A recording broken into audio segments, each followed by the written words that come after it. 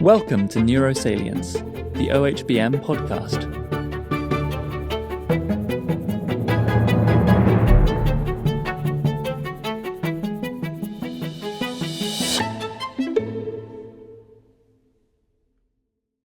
Welcome to the Organization for Human Brain Mapping Neurosalience podcast. I'm the host, Peter Banatini. In this podcast, I interview brain scientists and discuss their work as well as the latest advancements and challenges in the field of brain mapping. Today is unique in that we're talking about one very cool and very useful fMRI acquisition strategy called Multi-echo EPI. While it's been around for over 20 years, only a fraction of papers reporting fMRI results have used it. However, recent papers have come out showing that it significantly helps increase sensitivity and to mitigate artifacts. In fact, several prominent leaders in the field are embracing it as they're convinced that it's essential for increasing the reproducibility and ultimately the clinical utility of fMRI. My guests are Charles Lynch and Prantik Kundu. Charles Lynch is a postdoctoral associate in neuroscience and psychiatry at Weill Cornell Medicine in New York, who received his PhD in 2018 from Georgetown University in Washington, D.C., and has written several impactful papers convincingly describing the benefits of multi-echo EPI for fMRI. Prantik Kundu is a pioneer in multi-echo EPI processing, having developed the powerful approach called multi-echo ICA to process multi-echo EPI data. In 2014, Prantik received his PhD from the University of Cambridge. He was a student of both Ed Bullmore and myself, working in the NIH Cambridge graduate program. He was an assistant professor at Mount Sinai in New York before moving to be lead scientist at a company called Hyperfine. And this company recently came out with the first ultra-low field portable MRI scanner. Recently, he started in the position of Chief Technology Officer at a company called Serotype Neuromedicine. And this company is based in Boston and is pioneering precision neuropsychiatry. This is towards increasing the clinical relevance of functional brain imaging. So I hope you enjoy the conversation as we talked about multi-echo EPI, what it can do, what it can't do. We talk about issues such as what strategies to use for processing it, what parameters to use that might work best in your studies. We also talk about options for users to go to for processing packages that are set up for multi-echo EPI. We also talk about the wider issue of why it's not disseminated as much as it could be and how it might be disseminated more. So once again, I hope you enjoy the conversation. It's very informative and it was a lot of fun.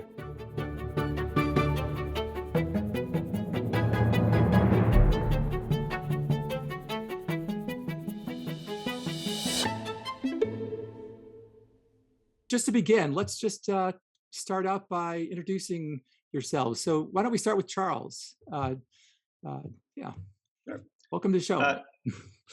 Thanks for having me. So I'm a postdoc currently at Weill Cornell Medicine. I'm working with Connor Liston. I'm trained originally as a cognitive neuroscientist, working primarily with resting state fMRI, and kind of my core research interest over the past few years has been characterizing functional brain organization at the individual subject level. This kind of work stands in contrast to how functional brain networks have been studied kind of historically by pooling data from many individuals, constructing group average maps. What's really exciting about this approach, and this is work that's been pioneered by other groups, including folks like Russ Poldrak and Nico Dosenbach and Rennie Buckner. What's really exciting about this approach is that there's a clear path that we can see for clinical translation, or a clearer path. And specifically, the kinds of applications that I have in mind are identifying targets for stimulation interventions in patients that may or may not be more effective. And my interest in multi-echo fMRI and how I kind of became involved with it stems from this research interest, and specifically the challenges that are inherent to this type of work. Right, the fMRI signal is incredibly noisy, and especially at the single subject level. And one of the big challenges to delineating targets for simulation intervention or doing anything at the individual level is this question of the extent to which the inferences we're making from the data are reproducible or reliable.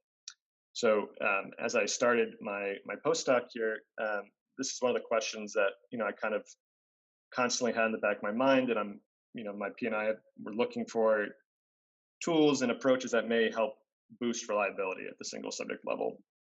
And I kind of stumbled upon multi-echo fMRI, talking with Jonathan Power, who was a resident in psychiatry at the time in our department. He kind of oriented me to this technique and how to acquire it, how to analyze it, and those conversations ultimately led to the work that we published in Cell Reports a few years ago, showing how this technique, for multiple reasons, is able to improve the reliability of functional connectivity measurements at the single subject level. So that's kind of the main overview of my research interests and how I became interested in multi-echo fMRI. Okay, all right. Well, thanks. Yeah, and all those points that you bring up, we'll definitely touch upon as we start the conversation. But Prantik Kundu. Yeah. Hey, Peter. Thanks for having me. Hi, I'm Prantik Kundu. I'm a neuroscientist and a biophysicist, I guess. My background is a bit of a mix of academic and now industry work. So I'll start with my current work and go backwards a little bit. So currently I'm a CTO of a new company called Serotype, which is pursuing commercialization of a lot of the technology that we're talking about on the basis of its apparent translatability. So we're excited about that. And then before this, I was at Hyperfine Research, where I spent about 4 years. I started as senior image reconstruction scientist, went on to lead the cloud and deep learning teams for a little while. And there we innovated deep learning reconstruction for low field MRI. And this was the first sensor to image reconstruction technique. And it really, really helps with attenuating noise levels and taught us a lot about the underlying structure of the data. So that was a lot of fun. Before that, I was an assistant professor at Mount Sinai School of Medicine in the departments of radiology and psychiatry. There I work with Zahi Fayyad and Preeti Balchandani, Rita Goldstein, a number of people there. And I was a methodologist in the fMRI area. I worked at 7T and 3T quite a bit. And what was really fun and special there was the interaction with patients. Patient groups was very tight. So we had a lot of opportunities for really interesting experiments. We got a bunch of grants, so that was fun. And then before that, I was getting my PhD with Peter and Ed Bullmore at the University of Cambridge. I was part of the NIH Cambridge Scholars Program and did that for about 4 years. That was a very transformative experience. And then before that, I have a little bit of sprinkling of computational chemistry and stuff like that. So. Okay. Yeah, I remember actually, right, when you were a student, we had some multi-echo data, and I said, oh, well, see if you can, make some use of this. Little did I know of the impact. I think we got it. It worked out incredibly well. So let's just start at the very beginning. I mean, multi-echo, there's really, it's interesting. And multi-echo has been around for a really long time. Actually, I even remember, working with my colleague Eric Wong at Medical College, Wisconsin back in 1991, and we had a rudimentary multi-echo EPI sequence, and we just did it. And we did other things like echo stepping and things like that. But I think Stefan Passe was the person who pretty much early on promoted it in the mid 90s to late 90s. But it hasn't really taken off. So what? I don't know. Maybe Prantik. I don't know if you want to talk a little bit about what multi-echo is, and Charles, feel free to jump in anytime. But sure. Maybe just talk about a little bit about the pulse sequence itself for those of those users those people who do fMRI who don't know exactly what multi-echo is. So multi-echo EPI is a modification of standard EPI for fMRI, with the main difference being acquisition of images at multiple TEs using a gradient echo readout without excitations between the readouts. So in other words, you have an excitation and you acquire a echoplanar image as fast as you can as the earliest TE, and then you acquire another one right after that, and so on and so forth up to the number you want. So in other words, you can take a regular fMRI sequence and you go into the sequence and you basically add a loop around the acquisition, and then the key point is the concept of TE gets a different meaning. And then after that, the reconstruction produces multiple images per plane. If it's multi-slice, you get multiple slices per shot. And then you get volumes, right? So you get volumes just like you do in fMRI, except you can refactor the data so that you basically have 3 data sets or 4 data sets, complete space-time data sets that basically are regular fMRI data sets, except that each is acquired at a different contrast, right, at a different TE. And then those TEs actually wind up having quite different properties from each other, which you can combine. If you can combine that in a strategic way, there are significant gains to be made, simply because you've now acquired theoretically 3 times the amount of information. So you should have at least a square root of 3 increase in capability.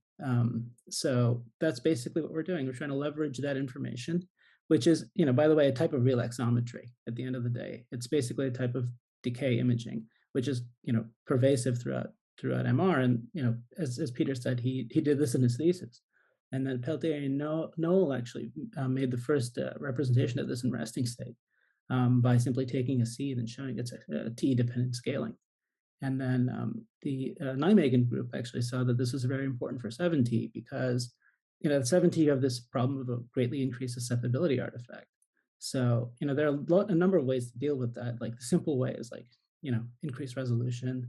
Then you have more complicated ways, like in sequence, you can do Z-shimming, and then parallel transmit's another approach. But it turns out that multi-echo is actually a pretty effective approach for being very inexpensive. And so by acquiring 3 or 4 or 5 echoes, the early echoes compensate for the susceptibility artifact. And with a matched filter combination, you wind up getting a full head of signal, which, for lack of a better option, is pretty effective. And then I guess myself and Peter and a number of other people in his lab came together and worked on this for a few years and developed a technique called multi-echo ICA, which combines the concept of relaxometry and decomposition in one intertwined step. So you, instead of evaluating signals at a per voxel level, you evaluate them at a component level, which basically, even though individual time series reads are a bit messy, when you combine the information and evaluate it in a way that's spatiotemporal, you can actually leverage the spatiotemporal characteristics of the data, the statistical characteristics of the data with the relaxometry characteristics of the data, which allows you to do relatively effective denoising. Right. With multi-echo, the first gain is, right, you can get multiple time series for the price of one, essentially, almost, with some trade-offs. But and then a lot of times, I think initially, my first analysis of it was simply trying to map T2 star, do the T2 star and do the time course of T2 star. But that's kind of noisy because you're fitting a curve every single time point, and then you get some sort of noisy T2 star. And so that doesn't really leverage the gain in signal to noise. And then Stefan Posse, had, sort of used the optimally combined approach, which, weighting based on the T2 star, the signal intensity. And we can talk a little bit about that. But yeah, Prantik's approach was nice in the sense that, yeah, it did ICA to sort of collapse the data or average it in a way that made sense. And then you can pull out the ICA components. But we can talk about that more. But I don't know, Charles, if you have anything to add about your perspective. So you kind of came into this a little bit later, but and talking to Jonathan Power and collaborating with him, Jonathan was here at the NIH for a little while, and certainly he's the guru of noise mitigation strategies, and Sure. and he warmed up to multi-echo, definitely. So I don't know, what's your perspective on how you got into it through Jonathan? Yeah, I mean, I think like as we're talking about, some of these benefits, I find it useful to kind of disentangle the effect of the optimal combination from the denoising. In my mind, they're complementary but distinct benefits. And like if I was trying to pitch multi-echo fMRI to somebody who's never used it before, I would really emphasize what each of those components of the framework buys us. You come back from the scanner after collecting your first multi-echo fMRI scan, like the first thing that like a naive user would be surprised by is now I have multiple time series. I'm used to just dealing with one. And what's useful about this? And visually, just when you combine those echoes, it's immediately clear what it buys us. And Prantik kind of alluded to it, but susceptibility artifact in places that the field really cares about, like orbitofrontal cortex, subgenual cingulate, like these kind of areas that are near tissue interfaces, the inferior temporal cortex, other kind of deeper subcortical areas. There's just visually this pronounced effect of signal that we're reclaiming that is otherwise lost and can't be post hoc corrected for with a single echo sequence. And again, it all comes back to this idea that like signals are decaying on average at very different rates in different brain areas. And with a traditional single echo sequence, we kind of make this what kind of amounts to somewhat of an ugly compromise. We take this TE that's somewhere in the middle of, if you think about the distribution of optimal TE time, echo times across cortex, it's somewhat in the middle, but there are many areas where it's going to be too early and other areas where it's way too late. So purely just by having these multiple echoes and combining them in a strategic way, one way being weighted by the average T2 star, that already dramatically improves our bold signal sensitivity and really helps out with certain kinds of artifacts like susceptibility artifact. So and from there, folks can proceed as they normally would with their fMRI analysis. Like even if you're squeamish about learning how to implement multi-echo denoising, just by having this optimally combined time series, you've already reaped a lot of benefits, and that may be a good starting point for a lot of people. Yeah, it's important that, I really think, you're actually absolutely right in terms of, one of the benefits, it has many benefits, but one big one that is often overlooked is that you do, every single voxel has a different T2 star, and the optimal echo time is equal to, given a small T2 star change, equal to the T2 star of that voxel, and that varies all over the place. And everyone complains about, but we struggle with, temporal poles and base of the brain, and the frontal areas that are all signal dropout. That's just because they have a short T2 star. And so using the shorter echo images really, really helps, as you showed in your papers as well. So just to clarify just a little bit, when I don't know if we want to go into too much detail, but doing optimal combining is essentially what? So how does optimally combined work? It's essentially a weighted average, right? At each voxel, we are kind of averaging the values across the echoes, right? Which are going to be spatially aligned within a volume or within a TR. So the voxel and echoes 1 through 3 or through 4, or however many you have, represents the same piece of tissue. And depending on, you can average across time once the data has been spatially realigned and fit, there's different ways to do it, but like the way that I've done it, I think most folks do, is you fit this mono exponential decay model, you get your two parameters, one reflecting, only one of which is really relevant for the combination, which is the average rate of T2 star decay. And you can kind of plug that into the simple equation, which is essentially a weighted average. The echoes that are closer to the optimal TE get assigned a heavier weight than those that are further away. And in this way, we're kind of doing two things. We're kind of increasing sensitivity to the signals we're interested in, but also kind of squeezing out a lot of random noise that exists in the individual echoes in the process too, which is advantageous. Yeah. Yeah. Okay. All right. And so, okay. So let's maybe, along those lines, let's get into exactly all the things that multi-echo gives you. So we talked about getting rid of signal dropout. We talked a little bit about sensitivity.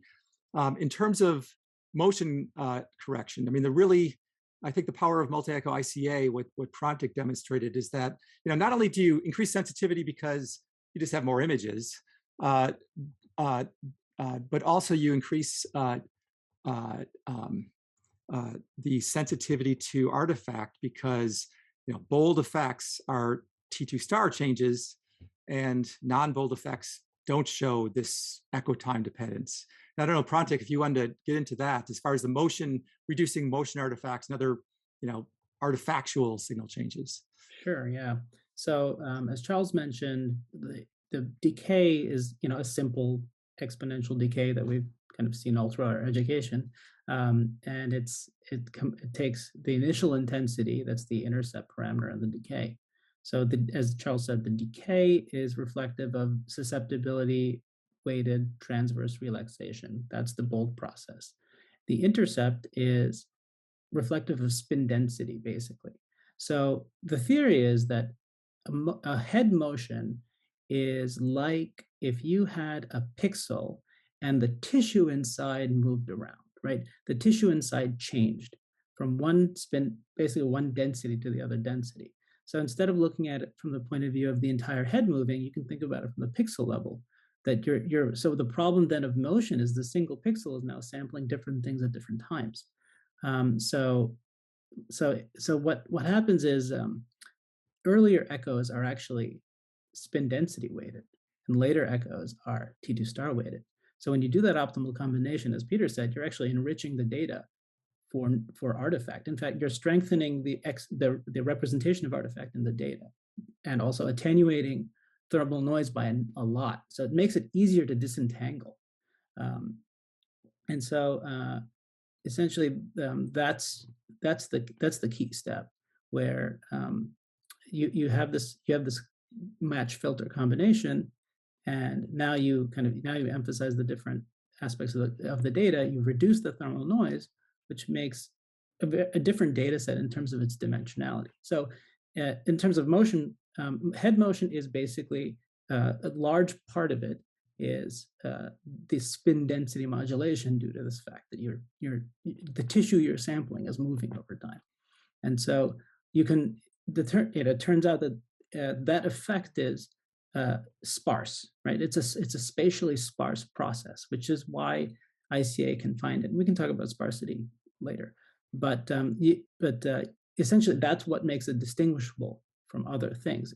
It's statistically it is distinct, and so if it's distinct, you can decode it, or you can extract it.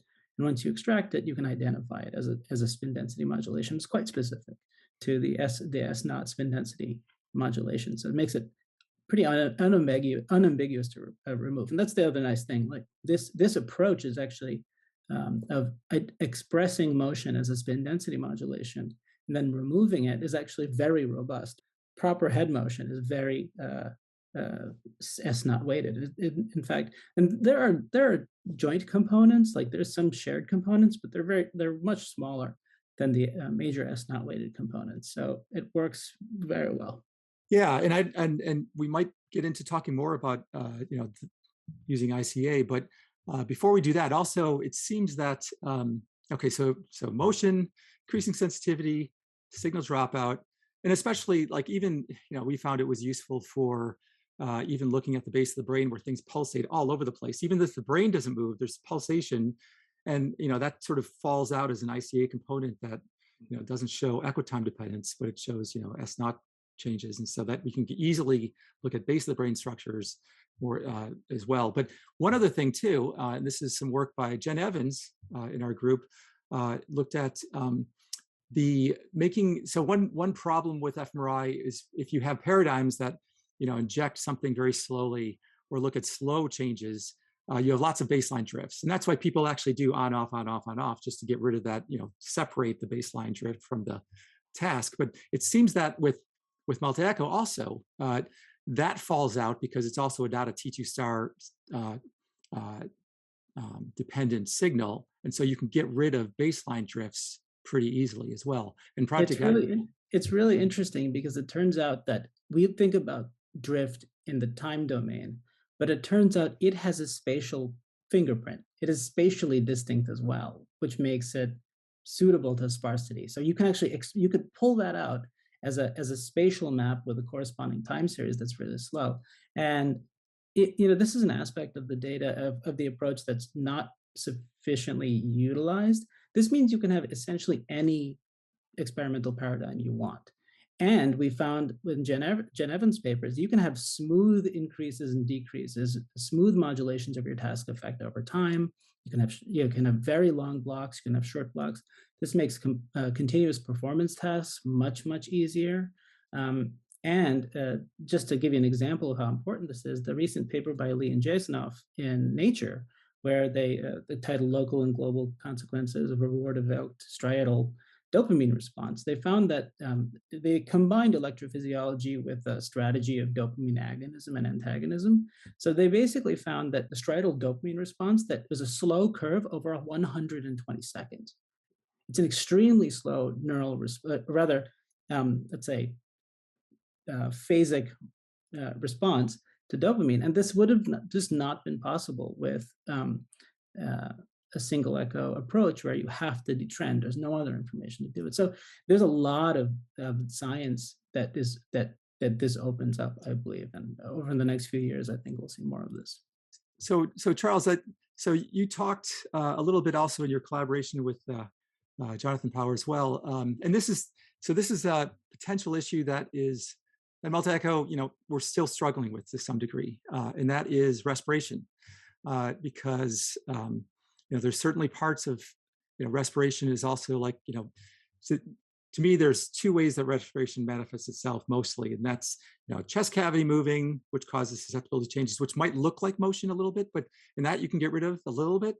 But also, end-tidal CO2 changes causing these slow, flow changes that might result in oxygenation changes. Is that so? What are the limits of multi-echo in dealing with that, and what might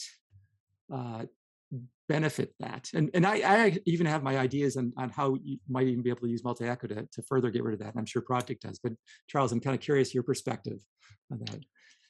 Yeah, in my hands and in our data that we've looked at, where we have respiratory and other physiological traces that accompany these really long scans, where we kind of capture spontaneous breathing events, like think of anyone who's ever been scanned knows what the experience is like. There's a lot of sometimes sighing and maybe yawning that occurs, even if you try your best to stay alert and still. So when you look at these kind of epochs in time where like these respiratory events happen, there's kind of multiple things happening and different kinds of signals that are kind of contributing to the variance in the fMRI signal, some of which we generally want to keep and some of which we're probably not interested in and want to remove. Usually when people sigh or take a deep breath, they move their head, which has an immediate kind of impact on the fMRI signal, like a very focal, spatially specific artifact. From my perspective, multi-echo denoising is unequivocally very good at removing this type of signature. This is a like a kind of classic head movement signature that it will remove from the data. What I find that what we find it's not so effective at removing, and in part because it's because the algorithms are working the way they're designed to, is that latter component you were referring to, this kind of T2 star weighted blood flow effect related to the change in CO2 in the blood. And sometimes these kind of global signal modulations related again to these blood flow changes are quite dramatic and can have a really strong impact on things like the correlation structure of the data. Generally speaking, in a very distant, independent manner, it will elevate correlations because everything in the brain is kind of waxing and waning at the same time. So that part to me, everything I just kind of said is in my mind is pretty clear. What's less clear is what to do with these signals and how, they are bold weighted, they are T dependent, so they kind of fall into this pile of signals that traditionally we would call signals of interest. But in my mind, I'm not particularly interested in them. I want to remove them somehow. We usually use global signal regression or something like it, like regression of the gray matter, the cortical ribbon. It definitely removes those big signal decreases I was just describing, but it's unclear what else it's removing. And I think that's people that object to global signal regression. I think that's their fear. You may be removing this blood flow effect, but what else are you removing? And I think that's an open question. Yeah, we should have as I've been looking at this, and I realized we should have a podcast on global signal regression. It's Sure. it's an open question. I think that everyone most people in the field know, the trade-offs, and they know the benefits. They know, and it's just different people are comfortable on different sides of that trade-off. But we're not going to get too much into global signal Sure. regression. It's an ongoing debate, and but actually that would be a good podcast. I have to note that. But I've actually, Prantik, and without getting into too much detail, we looked at respiration effects, the slow ones. Yeah. And you've been thinking a lot about how to even identify it, some combination of, looking at the ICA components or trying to identify it in the multi-echo ICA data as artifactual, separate from the true bold data. I often think, okay, looking at that, you can also look at, the respiration response function is slow, is a little bit slower than activation. So you might be able to use that, or you might be able to use the, spatial template of like the size of the effect or the spatial extent. So Prantik, I don't know if you want to talk a little bit about that. Well, I think just experimentally, it's important to note, always collect physiological data if you can, right? Sure. Just on principle. So yes, it is actually, this is a problematic source of variance because there is coupling, right? So variations in end-tidal CO2 cause changes in vasodilation. So there are intrinsic changes in CSF and CBV. That is interesting. It's actually, that response is at a microscopic level different than the response that bold signal drives. And in fact, what we find in the multi-echo analyses, we have two metrics that we gauge the data by at a high level. One is called kappa, which is the overall bold weighting, and the other is called rho, which is the overall spin density weighting. Those components they have a higher rho value than their bold counterparts. That's important to know. So I think there is information. It's obviously subtle, right? Because they're very closely related. But so in terms of dealing with it, there's a few thoughts. First of all, spatially, a place that this manifests really strongly is in the draining veins and in the circle of Willis. So you can actually, like, effective vasodilation and changes in CO2 load. It's actually a very prominent component. It explains a ton of variance. In fact, usually more disproportionate amount of variance for the amount of bold weighting it has. So there are definitely giveaways there. The question is, how do you make a criteria to remove it? So my approach for the whole thing has been, don't use spatial templates, because you then restrict it to a particular anatomy. Like multi-echo has been very successfully been used in rodent and rat and mouse work. That's because it's agnostic to the anatomy.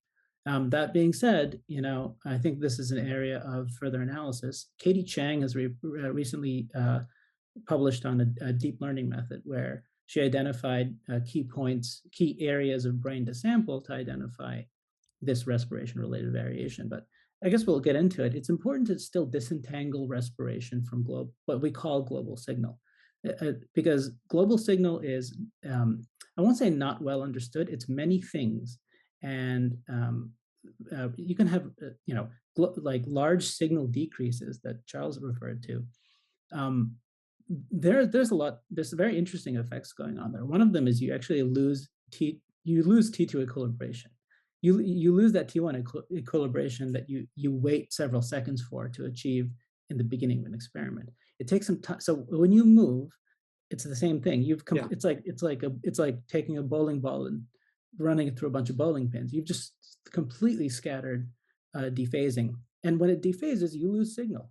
Right, that's just what happens, and it's a slow loss. It's a slowish loss and a slow recovery. So it's actually this negative deflection. And again, it's very strong and it's completely pervasive. And in fact, you see it in the bold signal because it's true that you are seeing less signal.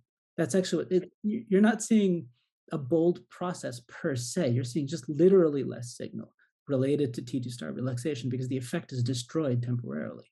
That's one aspect of it.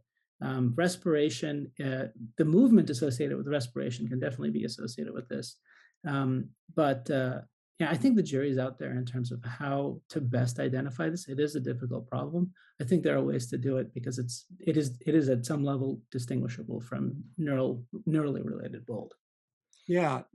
And I think that your point that you brought up with Rho, I think that, with you have a global flow change, you might have a little bit more inflow effect than if with just a localized activation. So that might, there might be some method for pulling that out. We're looking at this as, it's a big problem. I think Katie is making some progress.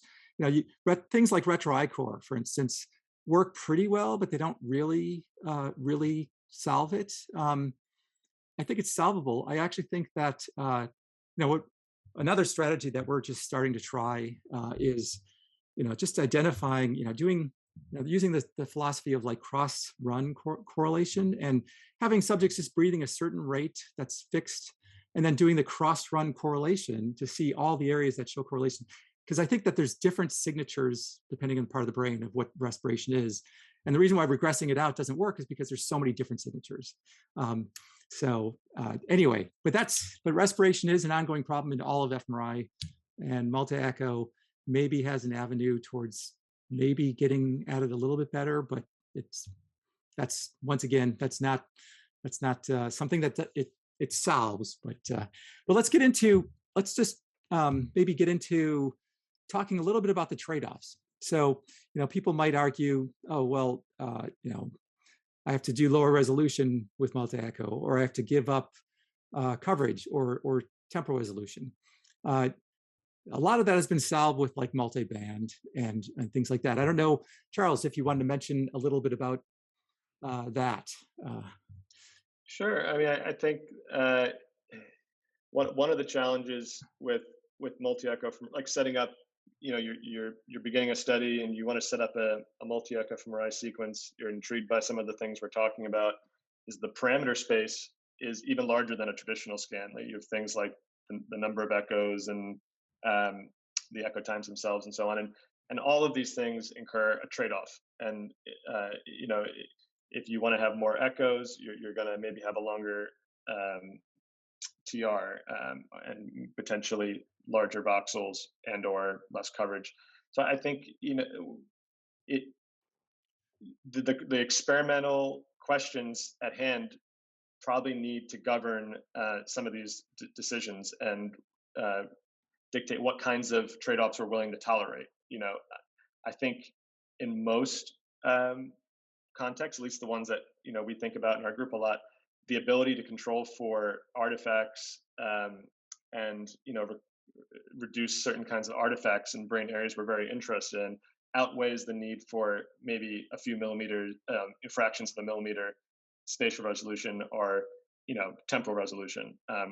But I can imagine scenarios where some of these things could be really, really important for a particular kind of research. So there definitely are trade-offs, and yeah, and it's not really. At least in terms of TR, really realistically, the signal disappears at about 100 milliseconds anyway. So it's not like you're really, making a big compromise. You might collect 5 images as quickly as possible, and you might have a little bit of a cut in spatial resolution, but eventually you just can't keep on collecting. It'd be great if you could, but there are a few scenarios, just to be clear, that it's not appropriate for. So it's not, if you're doing layer dependent stuff where your experiment is very controlled, you're doing slab imaging and you have very complex stimuli like Nico's work, where he was doing temporal cortex decoding. That's not the ideal case, because those are highly controlled experiments. So, and if you know what you're doing, a regular fMRI experiment is sufficiently robust. And multi-echo solves the problem, or seeks to solve the problem of, in the 80% of experiments condition, how do you improve that? How do you improve this overwhelming effective artifact? Through our analyses, we basically conclude that 75% of the non-thermal variance is artifact. Like only a quarter of the signal is pulled, and so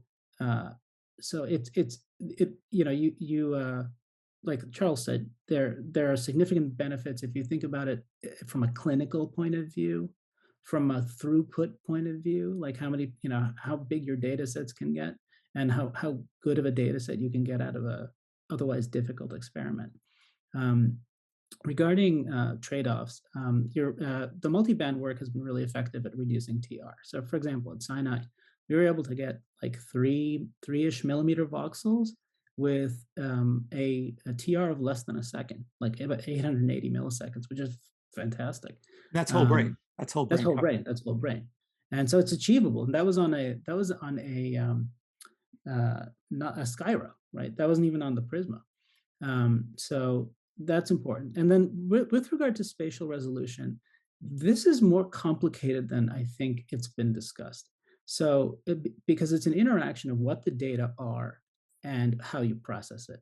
So if you acquire data at, let's say, 1.5 millimeter, then you apply a 5 millimeter smoothing kernel, what's the point, right? Because you just destroyed that information. In contrast, and the thing is, when you acquire a very small voxel size, there's a necessary, unavoidable loss in SNR, right? Because now the data become much more thermal noise dominant, and so you see fewer things in time, even though you technically see more anatomy. However, it's important to remember that fMRI is a signal that's carried in time, so that the temporal sensitivity is really important, and that is lost, possibly needlessly, with chasing spatial resolution in a way that's not thought out. And then one other, I think, very important aspect of multi-echo data is the denoising is sufficiently effective for a number of important reasons that you don't need to apply smoothing in order to get significant effects. And we found this in the paper with Mike Lombardo, myself, and several others, where we did a power analysis, formal power analysis of 2 paradigms. And not only did we find that you need half the number of subjects to achieve 80% power given a particular effect in a different particular part of the brain, you also find that smoothing, after you do your analysis, a smooth data, the output of a smooth data set looks almost similar to a output from a multi-echo denoise data set. Except the difference is very interesting. So that means that the difference is in the smooth data, you have a big point spread function, right? So given a single punctate event, an entire neighborhood lights up. Whereas in multi-echo data, before you smooth, if you see a punctate effect, it's a punctate effect, and except you suffer reconstruction related, smoothness issues. But there's a very important consequence with multiple comparisons analysis, because when you're doing cluster level analysis, your point spread function determines how big a region you can find. So let's say you're going after some nucleus in the thalamus, and that's like, maybe 3-4 millimeters across, and you acquire 2 millimeter data to try to get to it, and you smooth it with 5 millimeters.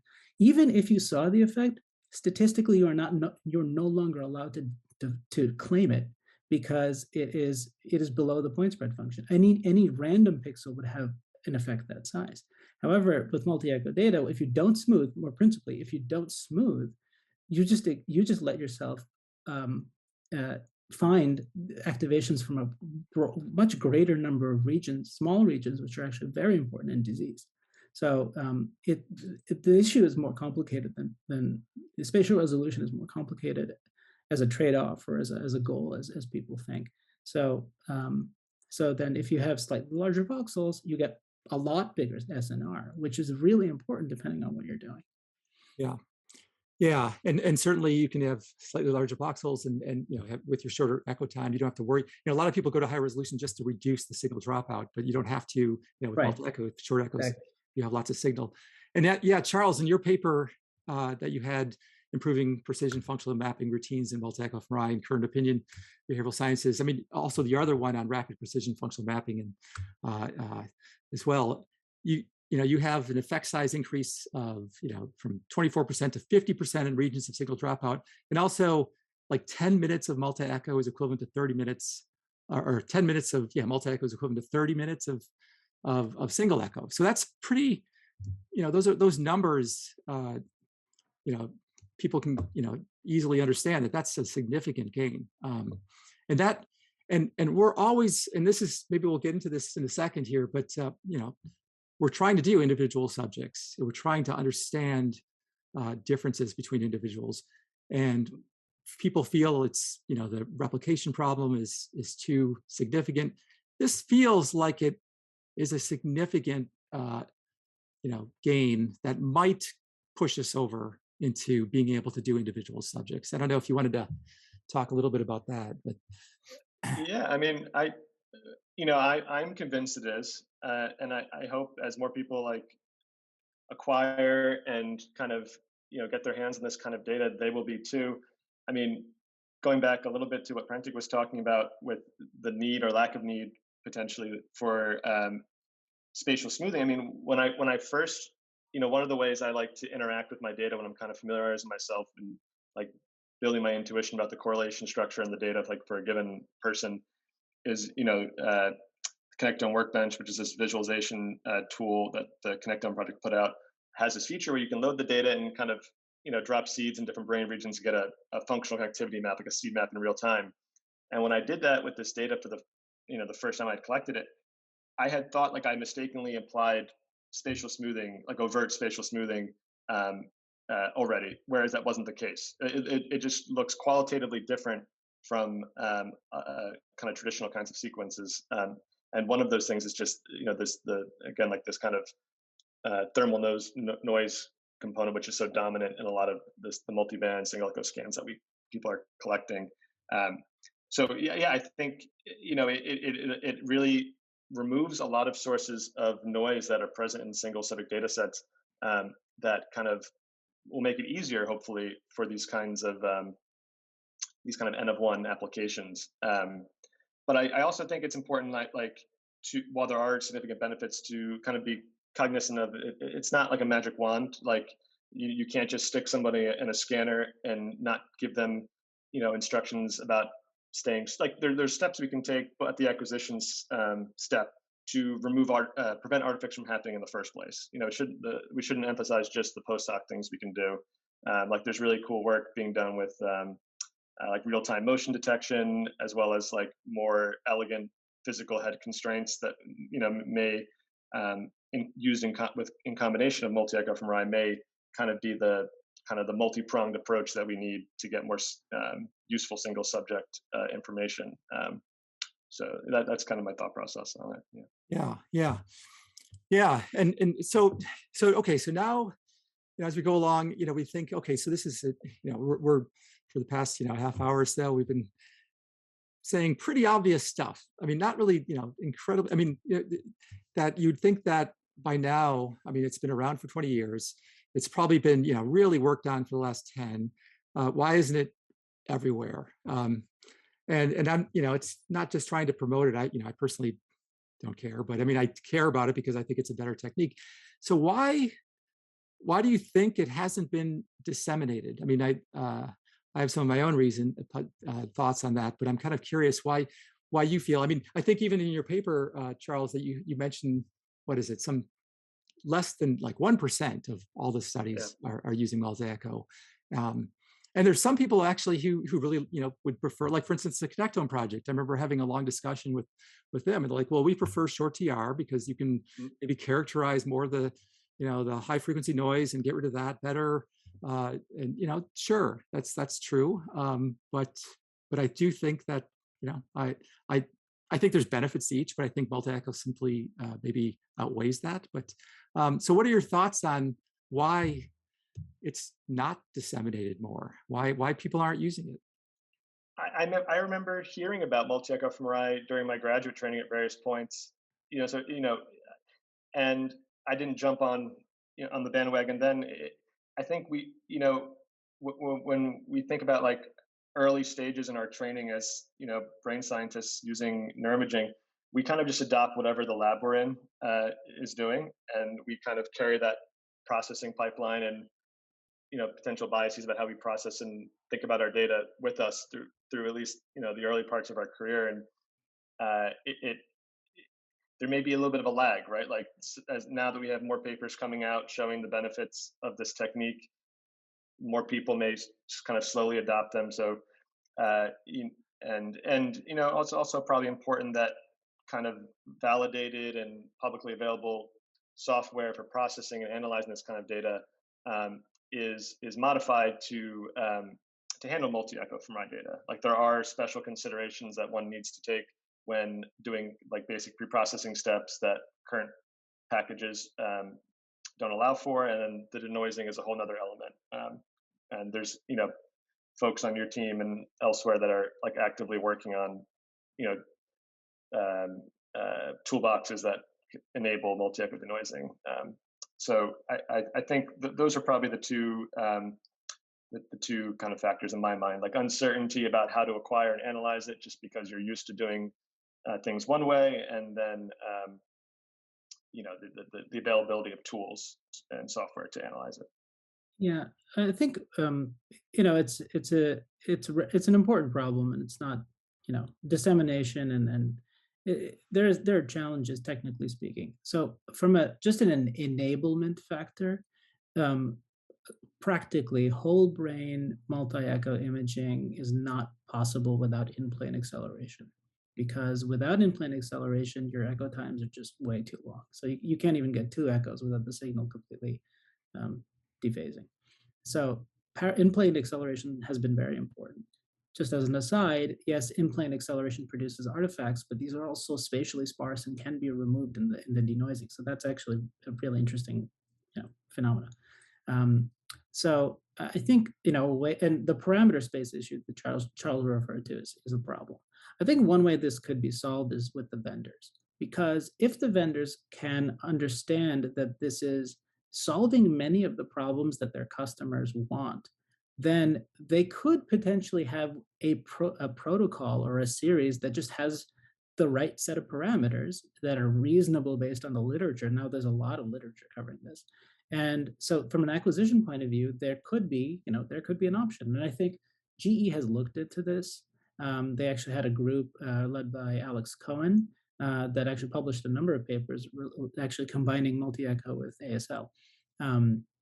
The Philips, I think, supports this out of the box, and Siemens supports it through the human connectome protocol, where it's now a feature. Still, making it turnkey is not done.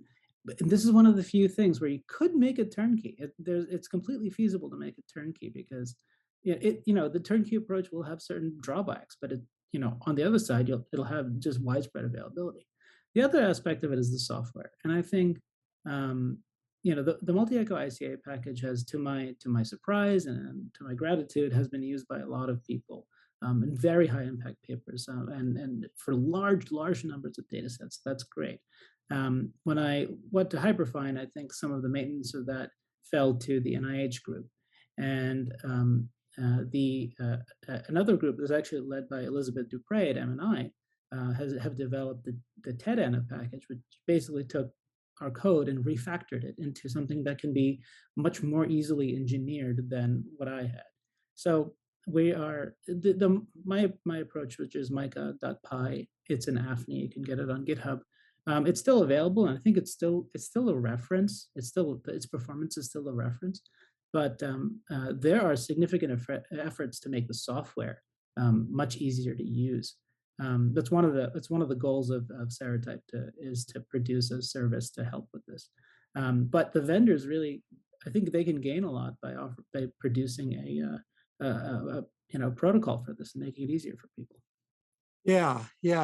So you both touched on some important points. One is that nobody, people aren't really familiar exactly with the what the optimal parameters are and then how to process it. And if there's no standard packages, people generally don't use it as much. And actually, I think it's a larger discussion in terms of researchers' interaction with vendors.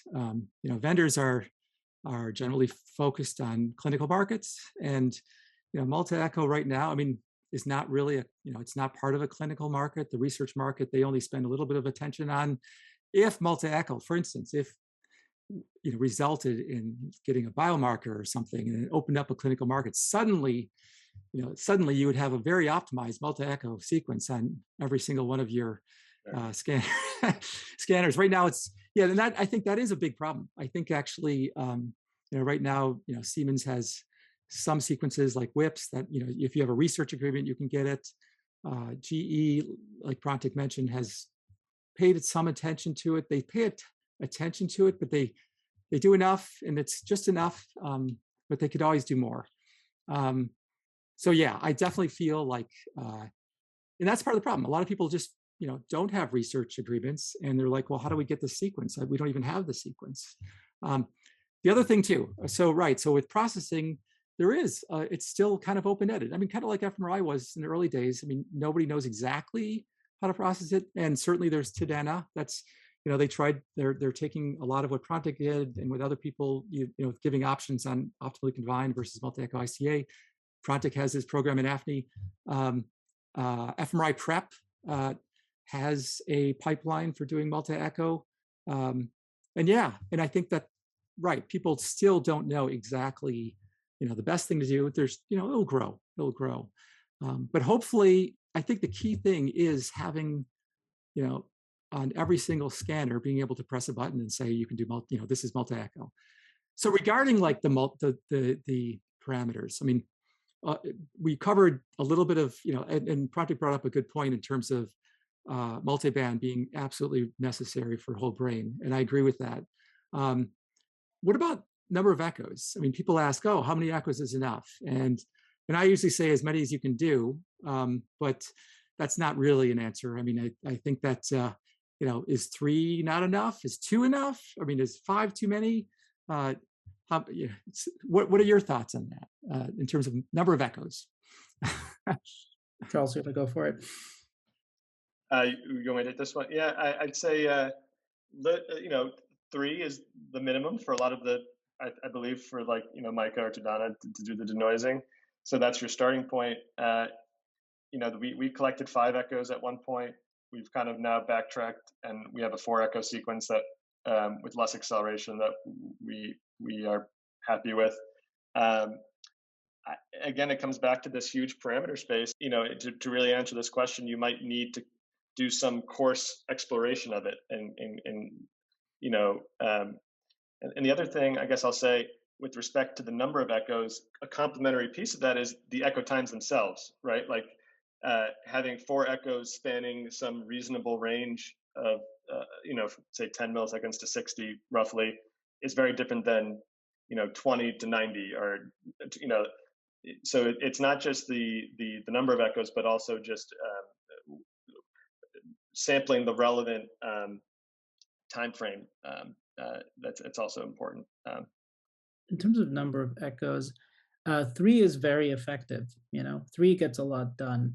What we've seen is one big difference between 3 and 5 is at 5 echoes, you get a very nice tooth star map. At 3 echoes, it's a little bit give or take because, it's a little bit more sensitive to artifact because you have less averaging. So but if you go too high in echo number, you would probably have to increase your in-plane acceleration to grab a 3 or sense 3 factors. So that might not be worth it. You have to, that as Charles said, you have to kind of evaluate your experiment. However, 3, if you have no other options, 3 is fine. It's fine for basic denoising. It's quite feasible. It only needs twofold in-plane acceleration, which pretty much all scanners have now. And I do want to say one more thing regarding vendors and motivation. There are a number of papers now that are coming out in the last 2 years that have shown really critical pharmacological findings using this sequence. There have been papers in anesthesia showing the mechanism of anesthesia affecting the reticular activating system directly. Psilocybin, ketamine, neuropeptides like oxytocin, even immune modulators from Neil Harrison's group at Sussex. So this is important, right? Because it is again opening the possibility of a kind of turnkey sequence, and maybe within we haven't found biomarkers in psychiatry, but it's because the signal has been so bad, and so now we have this new phase of much better signal, and so hey, maybe a biomarker is possible, or in combination with smart nonlinear techniques like deep learning or whatever, you can come up with a strategy that could detect a biomarker. And but it's a chicken and egg problem. Like we need to make it somewhat easy for people to acquire this data. And I think there's a role that software people have to play. And I think a number of people are doing a great job. And if we get a little bit of buy-in from the hardware community, I think we can make a big impact, even in pharmacodynamics and drug discovery and drug application and efficacy and all this stuff. Yeah, I completely agree. And I think you're right. I think vendors are paying attention. It's just a matter of right. And then what you brought up was great. I think in terms of, it doesn't just have to be a biomarker for a psychiatric illness. It could be other effects that could open up the clinical market. And it should be emphasized. It's not just another technique that sort of improves things incrementally. It feels a little bit more like something that can truly transform things in some regard. And so, and also it's funny talking about number of echoes. I remember some discussion of trying to do spiral scans so you can get like a shorter echo time. You can get almost a 2 millisecond echo time. I don't know if that's a benefit or not. I mean, it might be worth going to spiral or partial Fourier and sort of encoding or things like that. But anyway, those are ongoing research issues. I always like to get as close to a 0 echo time as possible so I can really estimate that intercept. But it's not always necessary. So as we sort of start to get towards the end of this discussion here, so let's maybe talk about the number of unique, Prantik touched upon it, like the applications of this. I mean, certainly it helps, increase the reliability of a lot of studies, but are there any specific applications that you think are that really benefit from this, that might be game-changing in that regard? Yeah, I'll just say briefly. I mean, like the reliability was one that we've thought about a lot as it pertains to biomarker development, and I was talking a little bit before about our interest in identifying personalized targets for stimulation interventions. The other piece where I could see it being multi-echo fMRI from a clinical research perspective being very useful is tracking things like disease progression. Like we're doing a lot of work in our lab, longitudinal imaging of psychiatric illnesses that are episodic, like mood disorders. Like, we're scanning people every week over the course of, it's been almost 2 years now. And, the kind of other side of the coin to having better reliability by virtue of reducing artifactual variance in these scans is that it should theoretically increase sensitivity to signals of interest that are covariant with clinical variables that we're interested in. That's kind of implicit in the point I think the Lombardo paper was making about improving effect size estimation with smaller samples. So I think that's one area. So tracking response to treatments or disease progression, by virtue again of reducing artifactual signals that may be covariant with these things that we're trying to understand. Like, for example, people may move less in the scanner when they respond positively to a drug or a treatment. So we want to kind of disentangle these different things better. Yeah, yeah. I think another important area is neurodevelopment, because there are dramatic changes in brain anatomy, tissue structure between, everywhere from in utero to aging, right? So I just want to highlight a couple of interesting studies. Mariah Thomason at NYU, she's actually using multi-echo for fetal imaging. And so one of the really interesting things that we find there is the fetal brain has a very late peak TE. It's like 80 or 100 milliseconds because it's so highly perfused. Like the in utero brain is so highly, what's something that's really interesting. And what we showed with in our paper in Journal of Neuroscience in 2018 is there's a really, really, really important change that with age, and that's the dimensionality of the data, also known as the number of components. An 8-year-old has between 60 and 100 distinguished bold components, which drops to about 20 or 30 at age 30. And so we plotted that. We actually found that it felt very closely followed an exponential decay in terms of the number of components versus age. And at the regional level, it's even more pronounced. I mean, some of the decays that we saw were just falling along the line.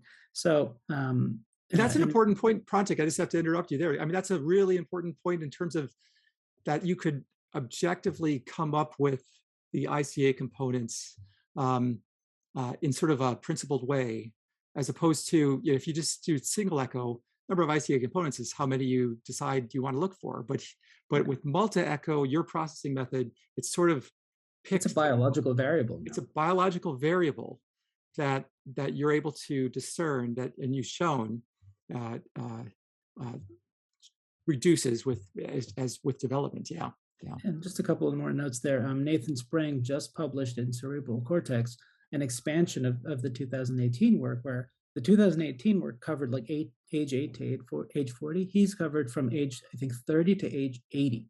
And he's identified that if the decrease in the number of components or dimensionality follows the same curve, he's actually reproduced the exponential curve on the tail. So it's those two. I think that area of work is very important.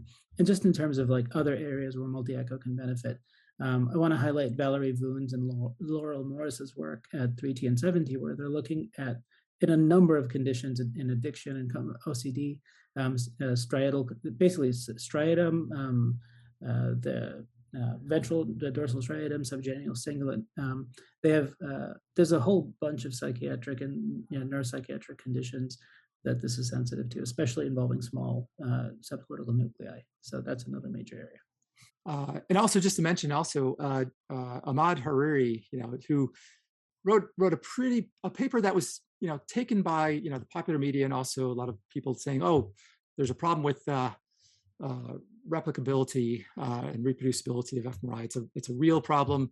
But he also wrote, even in that paper and also elsewhere, he's a huge proponent of using multi-echo to fix that problem. And they don't really as much emphasize that point, is that he feels that multi-echo can actually, if not completely solve it, at least contribute significantly towards solving the issue of replicability. So among other things like, sharing data and sharing code and things like that. But I don't know, Prantik, did that paper that you were working on, I don't know if that was ever published. I think it was. I mean, that you were working with the NIH people on one, were showing the components, the ICA components being reduced with age, or is that with that was the one that was published in J Neuroscience. J Neuroscience. Okay, great. As far as the ultimate clinical utility, so we talked. I mean, obviously, we don't really necessarily have to go into the challenges of finding biomarkers. I mean, you need a large N, but not only do you need a large N and a real effect size, but you need to be able to scan then an individual and have enough sensitivity. And how long of a scan do you think that that's doable in a typical scan session for, let's say, you can imagine a clinical scenario 10 years from now or 20 years from now where you have a biomarker and you want to see if the subject matches that. Can you, with multi-echo, do you think that there's enough sensitivity to put them in a scanner within an hour, be able to say something about the subject? Is it close to that sensitivity?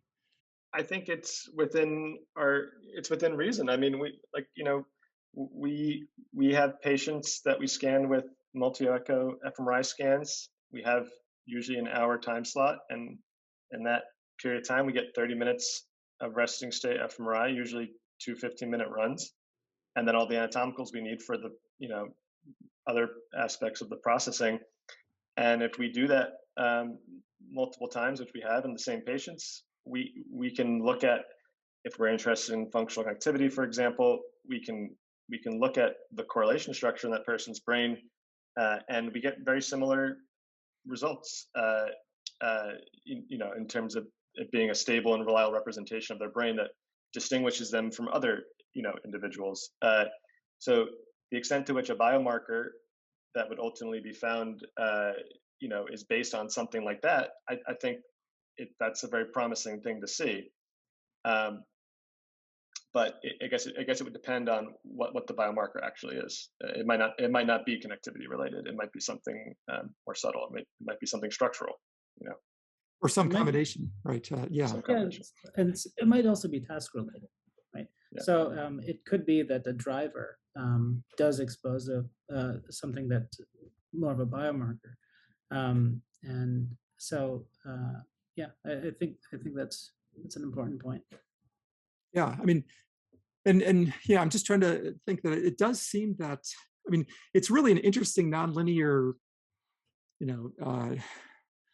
set of constraints. I mean, we have our scan session, and which is like an hour, and then that's realistically you have 30 minutes in which you can actually collect data, and it does seem that that because of the sensitivity increase, that 30 minutes is so much more valuable. It seems that there's something, it's not just like an incremental, like things are a little bit better. It's like, oh, well, now we see something, as opposed to before we didn't. And yeah, I mean, I don't quite have the data to really say that definitively, but it does seem like that's the indication, at least from your papers, Charles, as well. I mean, just looking at those maps, it's pretty convincing to me that the quality of the maps that you get with multi-echo, either using seed voxel or whatever, it's like night and day just looking at the two. I think that's true. I think it's also important to emphasize it is a somewhat region-specific effect. Some of those effects we're highlighting in those papers are in a subset of brain areas where the effect is really pronounced. In other areas, it's the effects are more modest. I think it's important to emphasize, like in very superficial cortical regions, close to the receive elements that get really good signal, like prefrontal or parietal cortex. But those aren't usually the areas we're necessarily most interested in some of these contexts we're talking about. So I mean, I think it is there. The effects can be dramatic. I think. Just to throw in it's important to note that a biomarker is a very interesting statistical thing, right? Because a biomarker is something with sufficient effect size that it falls outside of the normal distribution. So only an effect that looks like Z equals 5 or Z equals 6 is a candidate for a biomarker. At the same time, you need enough data to find. It's like a puzzle. You need enough data to find that biomarker. And as Peter said, some of this may be quite nonlinear, where it's only the combination of a couple of different measures that we haven't even thought of that actually turns into the biomarker. And I think this is another area where deep learning can help a lot, because convolutional neural networks have intermediate hidden layers that will decipher these kinds of combinations. So again, now I think we have enough SNR on a quite consistent basis to think again about looking at advanced analytic techniques with patient populations. Yeah, and I think Charles. I mean, even for your past papers, it's like you not only do functional MRI or multi-echo, but it seems like you're focused on looking at other information for biomarker. Sure. So okay. So there's hope, and that's good. So, and we sort of hinted at other methods that using other measures, other behavioral measures towards getting biomarkers that could be useful in psychiatry. It'd be great. It would be great to actually have a clinical inroad of fMRI that's more than just some pre-surgical mapping somewhere. It actually scanning patients and making real decisions based on these maps. But two, it would be nice to have more dissemination of these methods. So okay, so now just want to finalize by just asking what your future plans are. Maybe I'll start with Prantik really quickly, just because you mentioned that you just joined Serotype, and that's a really interesting company to me. It seems like I've been trying to promote and talk about making imaging more clinically useful. I don't know if you want to talk briefly about that in terms of your future. Yeah, I think broadly, this company is an effort to translate years of work in fMRI to actionable clinical tools, kind of on the back of multi-echo, which has the SNR to carry a lot of stuff. One thing from a philosophy point of view, I'm technically in kind of quote unquote industry right now, but really it's a commercial arm of an academic effort. And it's something I've realized the past 4 years at Hyperfine. Translation is in large part a commercial activity. And so because there are all sorts of factors of operation that fall outside of straight science. And so that's something I learned at Hyperfine and I want to apply here. So I think we're going to continue on that. And one of our goals is to provide services to the community, to the academic community, that will accelerate the adoption of these useful techniques like cloud-based analysis services and so on. And also working with pharma companies in drug discovery. That's our first aim. And then we have downstream aims of ways to disseminate this technology to the wider array of people. And Charles, what are your future plans and interests? Yeah, not quite as exciting as Prantik just laid out. I'm still in my postdoc, and we have a series of studies currently underway, all of which are incorporating some element of the benefits of multi-echo fMRI. Very, as I've kind of alluded to at various points in this discussion, like a lot of the questions I'm interested in pursuing are related to individual. How functional networks are organized in individuals, and thinking potentially beyond just how variability and connectivity between regions may be related or distinguishable of psychiatric illnesses, but maybe thinking more about the kind of more general organizational principles of how these systems are kind of laid out on the cortical surface, and whether or not that may be clinically useful information. But both for things like again, like I talked about before, like for identifying targets for certain interventions, but also in just distinguishing them from, people without a psychiatric illness. So kind of more in the vein of a biomarker effort. Yeah, that's really cool. I mean, it's good that you mentioned that again. And just to pick up on that, a clinical application of fMRI is to identify, nodes that you can actually use either TMS or something to potentially, neuromodulation or whatever. That's another avenue for clinical application. That's not necessarily, biomarkers, but it's something that might be even more tractable earlier, sooner. So yeah, that's great. That's great.